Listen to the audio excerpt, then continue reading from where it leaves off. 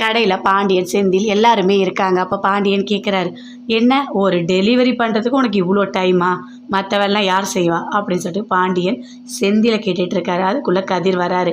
நல்லா டிஷர்ட்லாம் போட்டு அப்படியே கேப்லாம் போட்டு வராரு. அப்படி பார்க்குறாரு பாண்டியன். உள்ளே வந்தோடனே எனக்கு ஒரு கூல்ட்ரிங்க்ஸ் கொடுங்க அப்படின்னு சொல்லிட்டு கேட்குறாரு. இந்தா அப்படின்னு சொல்லிட்டு செந்தில் கொடுக்குறாரு. இந்தாங்க பணம் அப்படின்னு சொல்லிட்டு கொடுக்குறாரு. பணம்லாம் வேண்டாம் போடா அப்படின்னு சொல்லிட்டு செந்தில் சொல்கிறார். அதெல்லாம் வேண்டாம், கூல்ட்ரிங்க்ஸ் வாங்கணும்னா பணம் கொடுக்கணும், இல்லை சில பேர் நம்மளை திட்டுவாங்க, அதெல்லாம் வேண்டாம், இந்தாங்க அப்படின்னு சொல்லிட்டு பணம் கொடுக்குறாரு. செந்திலும் பணத்தை வாங்கிட்டார். உங்களுக்கு ஒன்று தெரியுமாண்ணே, நான் வேலைக்கு சேர்ந்துட்டேன். என்ன வேலை தெரியுமா? ஃபுட் டெலிவரி, சாப்பாடு எல்லாருக்குமே டெலிவரி பண்ணணும் அப்படின்னு சொல்கிறாரு. நல்ல சம்பளம், நல்ல வேலை. என்னடா சொல்கிற, நீ போய் வேலையில் சேர்ந்துட்டியா? அப்படி படிக்க மாட்டியா அப்படின்னு சொல்லிட்டு செந்தில் கேட்குறாரு. அதெல்லாம் இல்லைண்ணே, படிக்கலாம் செய்வேன், இது சும்மா பார்ட் டைம் ஜாப் தான். அந்த காசை வச்சு நானே ஃபீஸ் கட்டிப்பேன். யாருக்கிட்டேயும் போய் பணம் வேணும்னு நான் நிற்க மாட்டேன். என்னோடய தேவையை நானே பார்த்துப்பேன் அப்படின்னு சொல்லிட்டு கதிர் சொல்கிறாரு. அதை அங்கே கடையில் இருக்க எல்லாருமே கேட்டுட்ருக்காங்க. பாண்டியன் அப்படியே கேட்டுட்ருக்காரு. சரி, நான் டைம் ஆகிடுச்சு, நான் கிளம்புறேன் அப்படின்னு சொல்லிட்டு அங்கேருந்து கதிர் கிளம்புறாரு. வீட்டில் மீனா வேலைக்கு போயிட்டு வராங்க. என்ன நீயே போயிட்டு வந்துட்ட, இன்னும் காணும் கதிரை?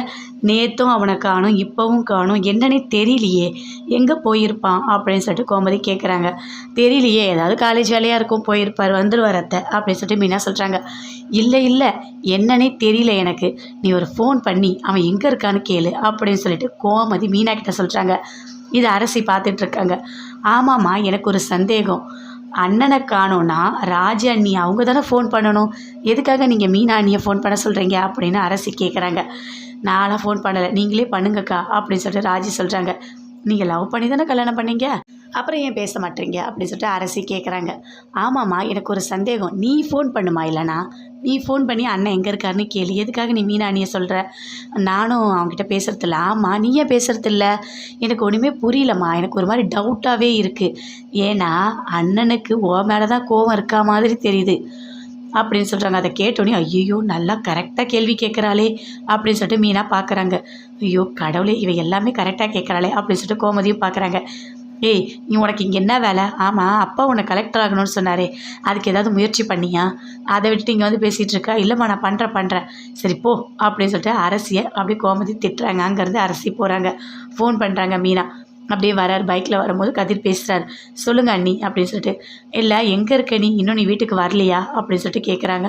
இல்லை ஒரு வேலையாக இருக்கேன், நைட்டு சாப்பிட்றதுக்குள்ளே வந்துடுவேன் அப்படின்னு சொல்லிட்டு ஃபோனை கட் பண்ணுறாரு. இல்லை அவர் ஏதோ வேலையாக இருக்காரா, வந்துடுவார் அப்படின்னு சொல்லிட்டு மீனா கோமதி கிட்டே சொல்கிறாங்க. அதுக்குள்ளே கரெக்டாக வராங்க. கோமதியோட தம்பியும் வராரு, செந்தில் 2 பேருமே வராங்க. ஆமாம், அந்த கதிர் என்னாச்சுன்னே தெரியல, ரொம்ப ஒரு மாதிரி பண்ணுறான், அங்கே போகிறேன் இங்கே போகிறேன்னு சொல்கிறான், நேற்று ரிசப்ஷன் சொன்னான், என்ன ஒன்றுமே புரியல எனக்கு அப்படின்னு சொல்லிட்டு கோமதி சொல்லிட்டுருக்காங்க. உங்களுக்கு ஏதாவது தெரியுமா அப்படின்னு கேட்குறாங்க. அப்படியே 2 பேருமே பார்க்குறாங்க. என்ன 2 பேரும் ஒருத்தரை பார்த்துக்கிறீங்க, என்னாச்சு, நடந்ததை சொல்லுங்கள் அப்படின்னு சொல்கிறாங்க. உங்களுக்கு தெரியுமா கதிரை பற்றி ஏதாவது? தெரியுமா, அவன் வேலைக்கு போகிறான். என்னது வேலைக்கு போகிறானா? என்னடா சொல்கிற? அவன் வேலைக்கு போகிறதா, அவன் படிக்கிறானே அப்படின்னு சொல்லிட்டு கோமதி சொல்கிறாங்க. ஆமாம்மா, படிப்பெல்லாம் அவன் விடலை, அவன் பார்ட் டைமாக வேலை செய்கிறாமா, ஃபுட் டெலிவரி அப்படின்னு சொல்கிறாங்க. என்னது சாப்பாடு கொடுக்குற வேலையா? ஐயோ வெயிலில் சாப்பாடு கொடுக்க போகிறானா? 2 நிமிஷம் லேட்டானா கூட என் பையனை திட்டுவாங்களே, கடவுளே, இவனுக்கு எதுக்குடா இந்த கஷ்டத்தெல்லாம் இவன் அனுபவிக்கணும் அப்படின்னு சொல்லிட்டு கோமதி பயங்கரமாக ஃபீல் பண்ணுறாங்க. விடுங்க அத்தை பார்த்துக்கலாம் அப்படின்னு மீனா சொல்கிறாங்க. என்ன சொல்கிறேன் மீனா, என்னால் தாங்கவே முடியல, என் பையன் வேலைக்கு போகிறானா? உங்கள் எல்லாருக்குமே தெரியுமா? தெரியும், நேற்று தான் எங்களுக்கும் தெரியும். அவன் நேற்று ரிசப்ஷன் போகிறான்னு சொன்னான்ல, அவன் ரிசப்ஷன் போகல, அவன் கார் ஓட்டிகிட்டு போயிருக்கான் அப்படின்னு சொல்கிறாங்க. ஐயோ, என் புள்ள நைட்டெல்லாம் கார் ஓட்டினானா? கடவுளே, இந்த வயசில் எவ்வளோ பிள்ளைங்க என்னென்னவோ பண்ணுது. கதிர் வேலைக்கு தானே அத்தை போனார், நீங்கள் எதுக்காக எவ்வளோ டென்ஷன் ஆகிறீங்க அப்படின்னு மீனா கேட்குறாங்க. உனக்கு என்ன மீனா தெரியும்? நைட்டெல்லாம் என் புள்ள கண்ணு மூச்சு வண்டி ஓட்டியிருக்கான். ஐயோ கடவுளே, என்னால் தாங்க முடியல அப்படின்னு சொல்லிட்டு அப்படியே கோவமாக இருக்காங்க. அதுக்குள்ளே பாண்டியன் வராரு. வாங்க உட்காருங்க, எல்லோரும் சாப்பிடுங்க அப்படின்னு சொல்லிட்டு இருக்காங்க. அதுக்குள்ளே கதிரும் வராது. அம்மா எனக்கு பயங்கரமாக பசிக்குதுமா, சாப்பாடு போடுமா. சரி நீ போயிட்டு மூஞ்சி கைக்கெல்லாம் கழுவிட்டு வா, நான் சாப்பாடு போடுறேன் அப்படின்னு சொல்லிட்டு கோமதி சொல்கிறாங்க. கழுவிட்டு நிற்கிறாரு. நின்னவொடனே கேட்குறாங்க, என்ன நீ வேலைக்கு போறியா? ஆமாம்மா வேலைக்கு போகிறேன். ஏன்டா நீ இப்படிலாம் கஷ்டப்படுற அப்படின்னு கோமதி கேட்குறாங்க. அதுக்கு கதிர் சொல்கிறாரு, அதெல்லாம் ஒரு பெரிய விஷயமா, விடுமா, விட்டு சாப்பாடு போடுவா அப்படின்னு சொல்கிறாரு கதிர். ஐயோ கடவுளே, ஏன்டா நீ இப்படிலாம் பண்ணிகிட்டு இருக்க, நீ எதுக்காக வேலைக்கு போகணும், உனக்கு என்ன அவசியம்? அம்மா எனக்கு பணம் தேவைப்படுது, அதுக்காக தான் நான் வேலைக்கு போகிறேன், இப்போ எனக்கு தேவையானதை நானே வாங்கிப்பேன் அப்படின்னு சொல்லிட்டு கதிர் சொல்கிறாரு. அதை கேட்டோடனே ராஜி பயங்கரமாக ஃபீல் பண்ணுறாங்க. அப்படி யோசிக்கிறாங்க. நேற்று கதிர் 1000 ரூபாய் கொடுத்து என்னை செலவுக்கு வச்சுக்க சொன்னது.